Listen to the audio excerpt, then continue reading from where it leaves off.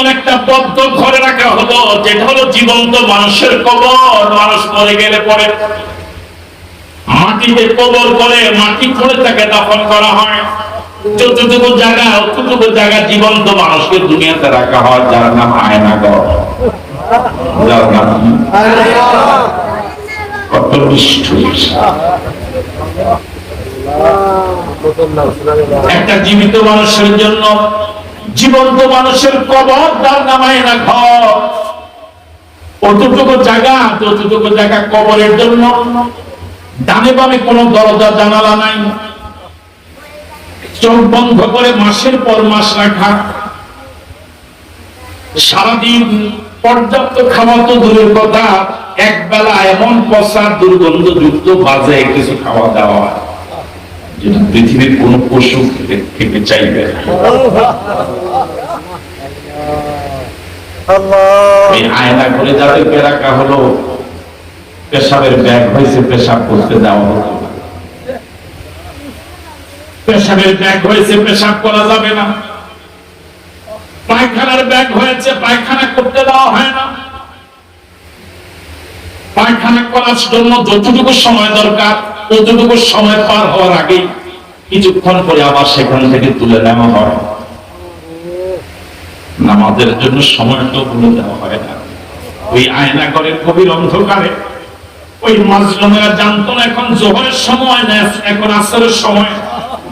অনুমান করে আন্দাজ করে ওনারা জোহর আসরের সামগ্রিক ফজর পড়তেন। ওই খাবারগুলো খেতে না পেরে রোজা রাখা শুরু করলেন। কিভাবে শুরু করলেন? আমার সাথে বড় না, আউযু বিল্লাহি মিনাশ শাইতানির রাজীম। বিসমিল্লাহির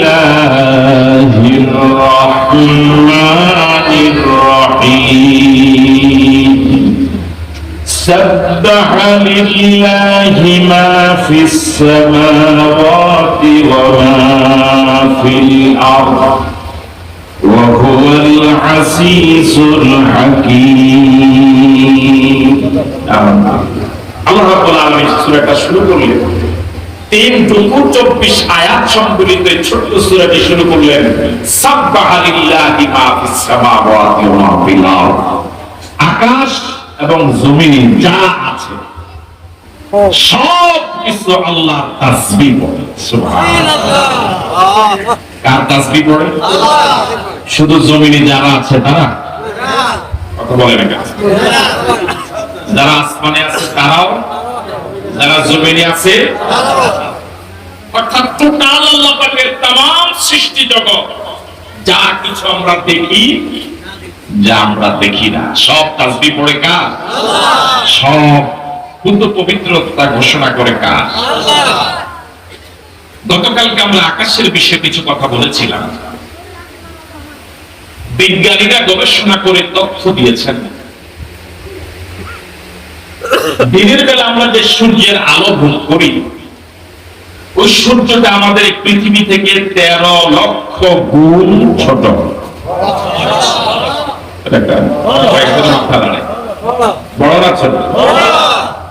আবার শোনেন, পৃথিবী থেকে সূর্য 13 লক্ষ গুণ কম। তাহলে সূর্য থেকে পৃথিবীটা 13 লক্ষ গুণ ছোট। পৃথিবীটা সূর্য থেকে 13 লক্ষ গুণ, 13,000 গুণ, 1300 গুণ, 13 লাখ। যে সূর্যটা পৃথিবী থেকে 13 লক্ষ গুণ বড়, তার মানে 13 লক্ষটা পৃথিবী এক জায়গায় পাশাপাশি করলে যতটুকু বড় হবে একটা সূর্য ততটুকু বড়। 13 লক্ষ পৃথিবী এক জায়গায় পাশাপাশি করলে যতটুকু বড় হবে একটা সূর্য। ওই সূর্যটা আকাশে দেখা যায় ছোট্ট একটা প্লেটের মতো। কিসের মতো? এবার একটু কল্পনা করেন আল্লাহর দেওয়া বিবেকটা খরচ করে ওই আকাশটা কত বড়।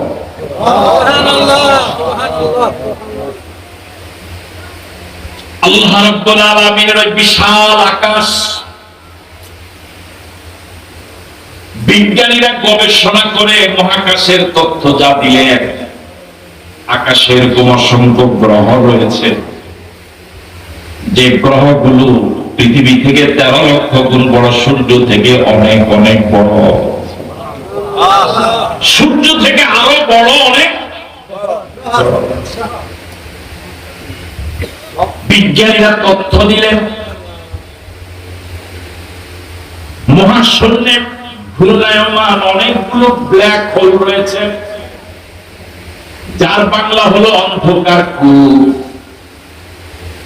13 লক্ষ গুণ বড় যে সূর্যটা, ওই সূর্যটা ব্ল্যাক হোলের মুখে পড়ে গেলে বড় সাইজের বল মাছে ছোট্ট একটা মাছ যেভাবে, বড় একটা সাইজের তিমি মাছের পেটে ছোট্ট একটা কাসকি মাছ যেভাবে ঢুকে যায়, এরকম ওই ব্ল্যাক হোলের ভিতরে হাজার হাজার সূর্য ভাবে ঢুকে যেতে পারে। আল্লাহ পাকের বিশাল সৃষ্টি, এক আকাশ থেকে আরেক আকাশ 500 বছরের রাস্তা। এই মহাশূন্য আমরা যতটুকু দেখি, এই মহাশূন্য আল্লাহ সেই গ্রহ উপগ্রহগুলো সব নিজ নিজ কক্ষপথে ঘুরে বেড়ায়। আকাশে আরো কত সৃষ্টি রয়েছে মানুষের অজানা, জমিনে কত সৃষ্টি রয়েছে মানুষের গবেষণার এখনো বাহিরে, সাগরে কত প্রাণী এখনো রয়েছে যেগুলোর তথ্য এখনো মানুষের জানা নাই। পৃথিবীতে এরকম অনেক জায়গা এখনো আছে, কি অত্যাধুনিক যুগ আছে, যে জায়গায় যাওয়ার মতো এখনো কোনো যন্ত্র আবিষ্কার হয় না। এই অত্যাধুনিক যুগেও এরকম অরণ্য রয়েছে যেখানে আগুন লাগলে পরে, কি আগুন লাগায় কেউ জানে না, আগুন লাগলে পরে ওখানে পানি দেওয়ার কোনো ব্যবস্থা। আল্লাহ পাকের সৃষ্টিটা কত বড়। সূর্য থেকে পৃথিবীটা 13 লক্ষ গুণ ছোট। পৃথিবীটা, ওই পৃথিবী ছোট্ট একটা দেশ হলো বাংলাদেশ। এই বাংলাদেশের ছোট্ট একটা জেলার নাম হলো চাঁদপুর। চাঁদপুরের একটা উপজেলার নাম হলো হাজীগঞ্জ। হাজীগঞ্জের অসংখ্য ইউনিয়ন, অনেক গ্রাম। ইউনিয়ন কয়টা? 12টা। অনেকগুলো ইউনিয়ন, অসংখ্য গ্রাম, এর মাঝে ছোট্ট একটা গ্রাম হলো অলিপুর।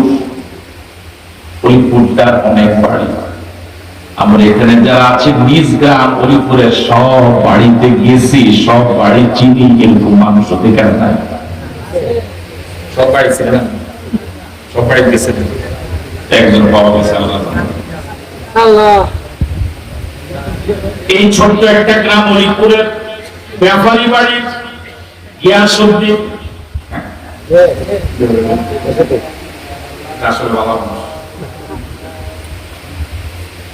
ছোট্ট একটা বাড়ি। ওই বাড়ির অসংখ্য আল্লাহ বান্দা, নারী পুরুষ অনেক লোক। এর মাঝে আমি একজন আব্দুল সালাম। আল্লাহ পাক বোঝাচ্ছেন, বান্দা আমার তামাম পৃথিবীর, আমার তামাম সৃষ্টি জগতের তুলনায় তুমি একটু নিজেকে কল্পনা করো, নিজেকে চিন্তা করো। আমার ওই বিশাল বিশাল সৃষ্টিগুলো কারো শুকরিয়া আদায় করে না, কারো প্রশংসা করে না, কারো তাসবিহ পড়ে না। সবাই আমার ইচ্ছা অনিচ্ছা আমার তাসবিহ পড়ে। তুমি এত ছোট্ট ক্ষুদ্র প্রাণী, তুমি আমার কি বিমান তাসবিহ পড়া দরকার?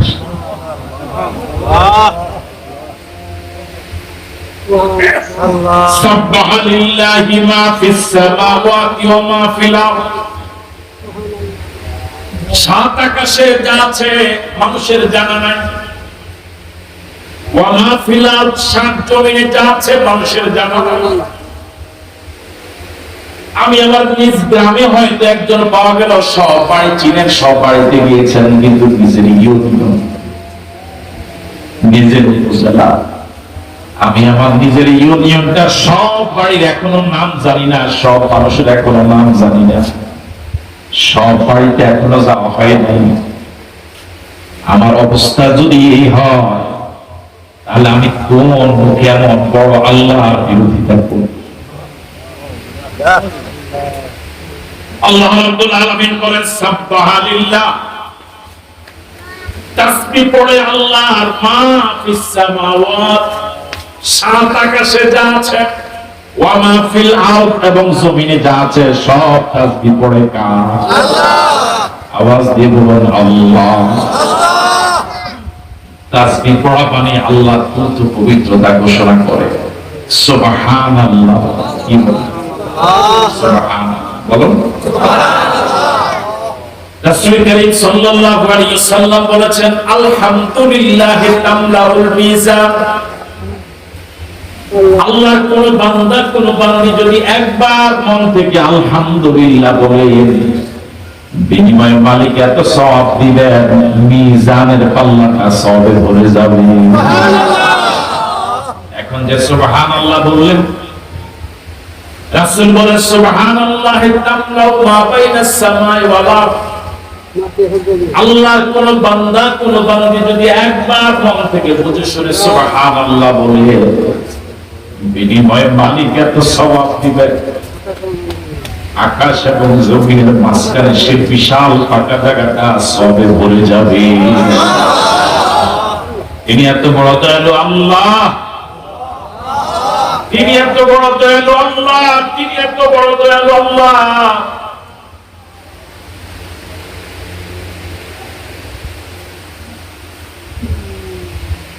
আমরা যে সকল যানবাহনে চলি, এই উদাহরণটা আমি প্রায় দিয়ে থাকি।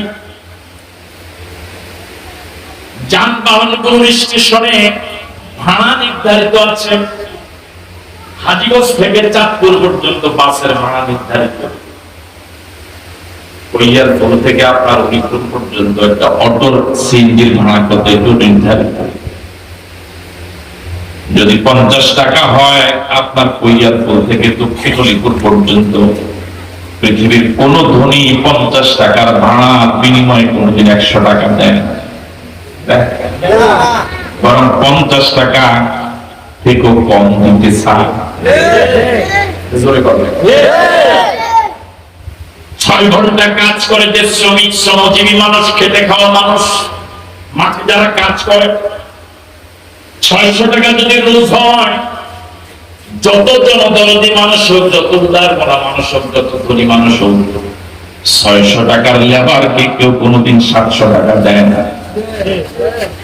600 টাকা থেকে কম দিতে চায়, তার কাজে অনেক ত্রুটি বিচ্যুতি খুঁজে বের করে, তাকে এইভাবে বুঝায় যে তোরে 600 টাকা দিচ্ছি, এটাই তোর বেশি কিছু। দুনিয়ার মানুষ মানুষকে বেশি দেয় না, বেশি তো দেয় না, মানুষের প্রাপ্য অধিকারটাও দেয় না।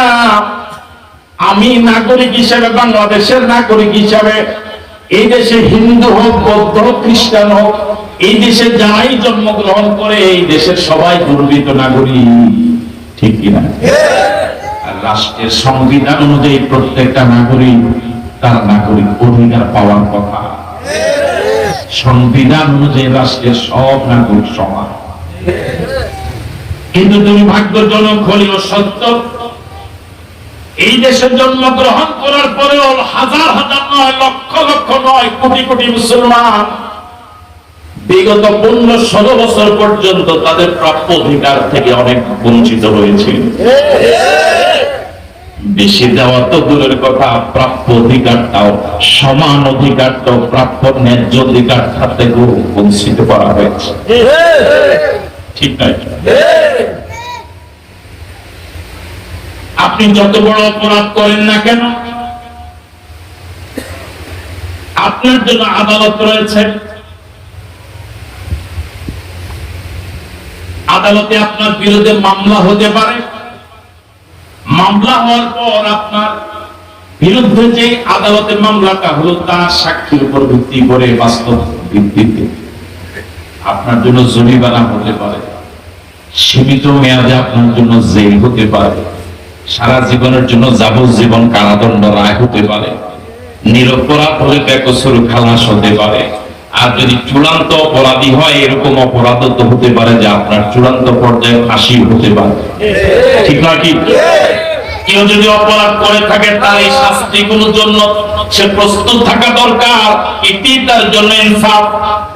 কিন্তু একজন নিরপরাধ মানুষ, আপনার বিরুদ্ধে কোনো মামলা কোনো আদালতে হলো না, কেউ আপনার বিরুদ্ধে মামলা দিল না, আপনাকে ধরে নিয়ে যাওয়া হলো, কে নিল তাও জানে না, কোথায় রাখলো তাও জানে না, আপনার বিরুদ্ধে কোনো মামলা নাই, কোনো সাক্ষী নেই, কোন অপরাধের জন্য কোন মানুষ আপনার বিরুদ্ধে কেউ মামলা কোনদিন দিল না। আপনাকে এমন একটা বদ্ধ ঘরে রাখা হলো যেটা হলো জীবন্ত মানুষের কবর। মানুষ মরে গেলে পরে মাটিতে কবর করে মাটি খুঁড়ে তাকে দাফন করা হয়। যতটুকু জায়গা অতটুকু জায়গা জীবন্ত মানুষকে দুনিয়াতে রাখা হয়, যার নাম আয়নাঘর। যার নাম কত নিষ্ঠুর! একটা জীবিত মানুষের জন্য জীবন্ত মানুষের কবর, তার নাম আয়নাঘর। অতটুকু জায়গা, যতটুকু জায়গা কবরের জন্য, ডানে বামে কোনো দরজা জানালা নাই, চোখ বন্ধ করে মাসের পর মাস রাখা, সারাদিন পর্যাপ্ত খাওয়া তো দূরের কথা, এক বেলা এমন পচা দুর্গন্ধযুক্ত বাজে কিছু খাওয়া দাওয়া যেটা পৃথিবীর কোন পশু খেতে চাইবে না। এই আয়না করে যাদেরকে রাখা হলো, পেশাবের ব্যাগ হয়েছে, পেশাব করতে দেওয়া হতো, পেশাবের ব্যাগ হয়েছে, পেশাব করা যাবে না, পায়খানার ব্যাগ হয়েছে, পায়খানা করতে দেওয়া হয় না, পায়খানা করার জন্য যতটুকু সময় দরকার ততটুকু সময় পার হওয়ার আগে কিছুক্ষণ পরে আবার সেখান থেকে তুলে নেওয়া হয়। নামাজের জন্য সময়টা ভুলে দেওয়া হয় না। ওই আয়নাঘরের গভীর অন্ধকারে ওই মাজলুমেরা জানতো না এখন জোহরের সময় না, এখন আসরের সময়। অনুমান করে আন্দাজ করে ওনারা জোহর আসরের সামগ্রী ফজর পড়তেন। ওই খাবারগুলো খেতে না পেরে রোজা রাখা শুরু করলেন। আয়না ঘরের মাজলুমরা রোজা রাখতে গিয়েও মুসলমান দেশে গালিগালাজের শিকার হয়ে গেছে।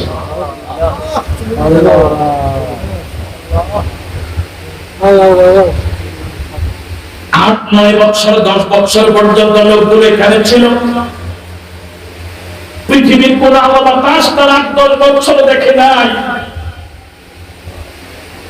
তার স্ত্রী জানেন আমার স্বামীটা জীবিত না মরা, মা জানেন আমার ছেলেটা জীবিত না মরা, সন্তান জানে না আমার বাবাটা জীবিত না মরা। এর মাঝে একজন স্ত্রী 10 বছর পরে স্বামী মাত্র কয়েকদিন আগে বের করলো। 9 বছর পর্যন্ত স্বামীর জন্য অপেক্ষা করেছে, আর কয়েকদিন অপেক্ষা করা যায়। সিদ্ধান্ত নিয়েছেন, নিশ্চিত হয়েছে স্বামী আর জীবিত নাই, আর ফিরে আসবে না। তিনি অন্য জায়গায় দিয়ে বসে ফেলেছেন।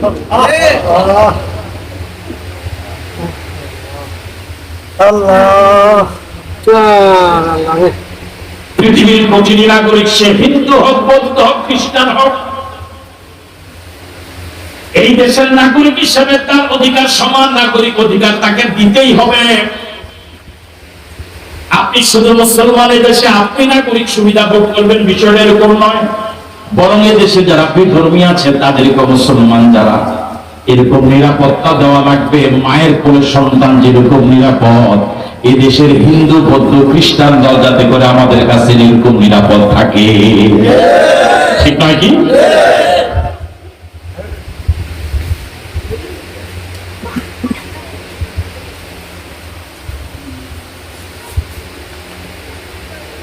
আল্লাহ রাব্বুল আলামিন বলেন, সাব্বাহা লিল্লাহি মা ফিস সামাওয়াতি ওয়া মা ফিল আরদ।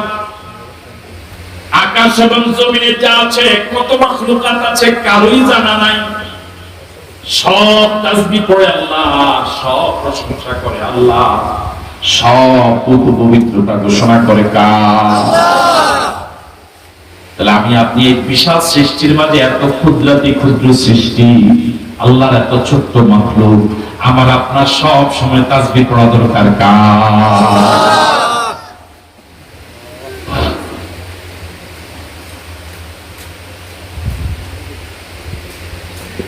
আল্লাহ রাব্বুল আলামিন কোরআন মাজিদের এক আয়াতে বলেন, আফাগায়রা দীনিল্লাহি ইয়াবগুন ওয়া লাহু আসলামা মান ফিস সামাওয়াতি ওয়াল আরদ তাওআন ওয়া কারহা ওয়া ইলাইহি ইউরজাউন।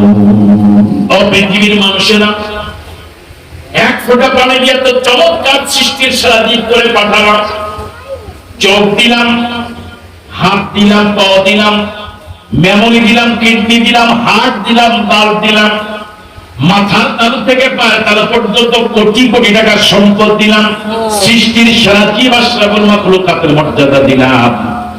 দুনিয়াতে যাওয়ার পর আমি আল্লাহকে বেমালুম ভুলে যাও, অথচ আকাশ এবং জমিনে যা আছে ইচ্ছাই হোক অনিচ্ছাই হোক সব গোলামি করে কার? সব তাসবিহ পড়ে কার? সব আইন মানে কার? যে সূর্যটা পৃথিবী থেকে 13 লক্ষ গুণ বড়, এত বিশাল সূর্য কার আইন মানে? আরো জোরে বলেন, কার আইন মানে? কোটি কোটি বছর পর্যন্ত পূর্ব আকাশে উদিত হয়, পশ্চিম আকাশে অস্ত যায়। কোন দিন কোন সময়ের জন্য বছরের দিনের জন্য এদিক সেদিক হলো না। বোঝা গেল এর পিছনে একজন কারিগর আছে, তিনি আর কেউ নন, তিনি বলে না।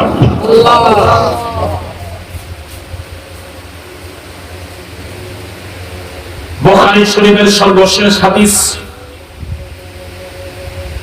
আসাহুল কুতুব বা'দা কিতাবিল্লাহি হুয়া সহিহুল বুখারী।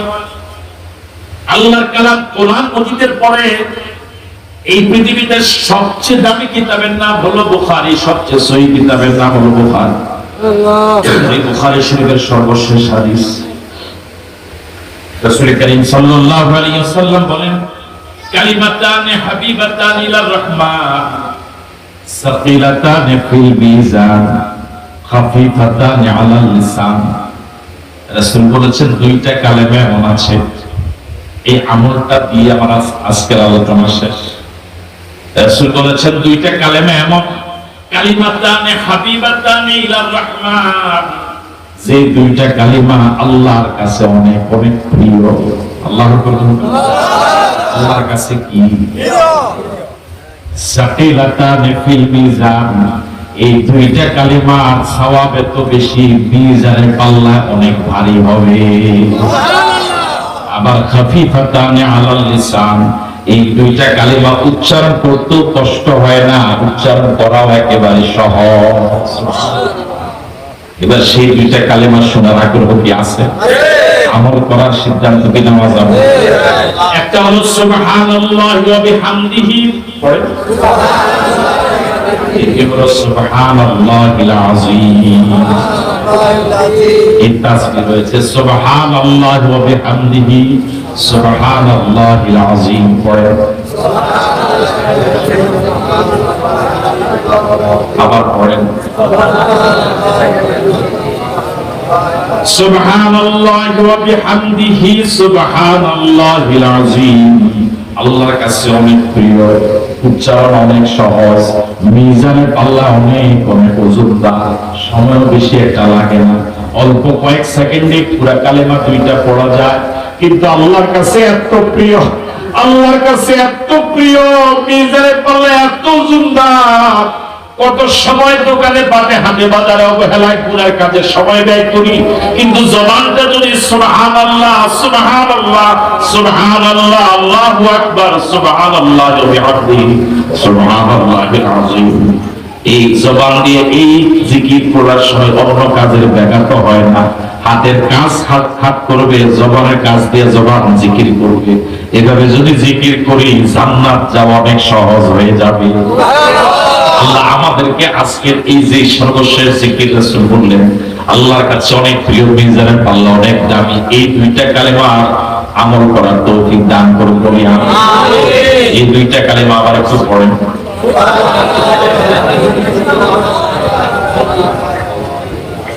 ইনশাআল্লাহ আল্লাহ পাক আমাদেরকে আমল করার তৌফিক দান করুন। আজকের আলোচনা এখানেই শেষ।